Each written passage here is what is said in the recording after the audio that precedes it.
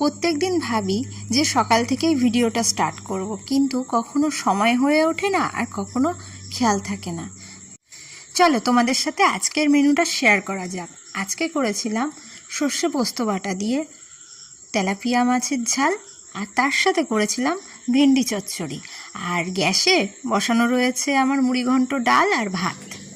তো রান্না তো প্রায় কমপ্লিট, এখনো বাসি কাজ বাকি রয়েছে, বাসি কাজগুলো করতে হবে। আগে কি করি, সকালবেলা উঠে রান্নাটা করে নিই, কারণ রান্নাটা বাকি থাকলে না তখন অসুবিধা হয়ে যায়। এবার খাবার দাবারটা টিফিনে দিয়ে তারপর পাখা চালিয়ে দিয়ে ওটা ঠান্ডা হতে হতে আমার ঘর ঝাড় দেওয়া, উঠোন ঝাড় দেওয়া এগুলো করে নিই। হ্যালো বন্ধুরা, আমি পূজা, তোমাদের সকলকে জানাই আমার নতুন একটা ভিডিওতে স্বাগত। তোমাদের দাদাভাই যেহেতু সকালবেলা অফিস যায়, আর সেই কারণে আমার সকাল সকালই রান্নাটা হয়ে যায়। আর সকালবেলা রান্না হয়ে যাওয়া মানে আমাদের আশেপাশে অনেক মানুষেরই চিন্তাভাবনা এটাই যে সকালবেলা রান্না হয়ে যাওয়া মানে সেই মানুষটার আর কোনো কাজ থাকে না, আর তাই সে সারাটা দিন তার মেয়ের সাথে সময় কাটাতে পারে। আমার অঢেল সময়, আর সেই সময়টা আমি সারাদিন মেয়ের সাথে হেসে খেলেই কাটিয়ে দিই। তো তাদের কিছু জবাব দেওয়ার জন্য আজকের আমার এই ভিডিওটা। একটা সংসারে একটা ছোট বাচ্চা থাকলে খাওয়া আর ঘুম ছাড়াও যে আরও সংসারের অনেক কাজ থাকে, তারা হয়তো সেটা জানে না, আর জানলেও হয়তো তারা করে না। কারণ যদি তারা করে থাকে, তারা অবশ্যই অন্যের কাজটাকেও কাজ মনে করবে।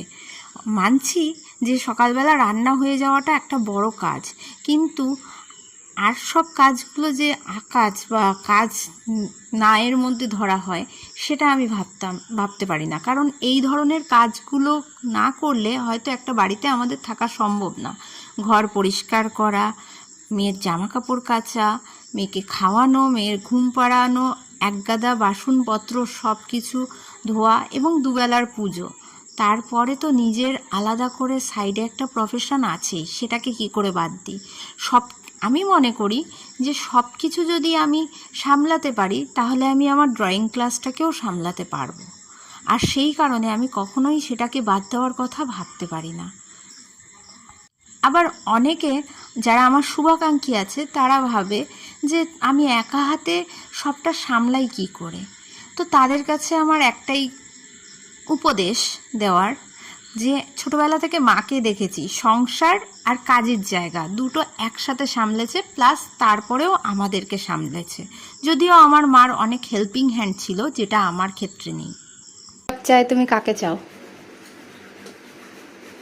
বলো? পকোড়াকে? বউকে?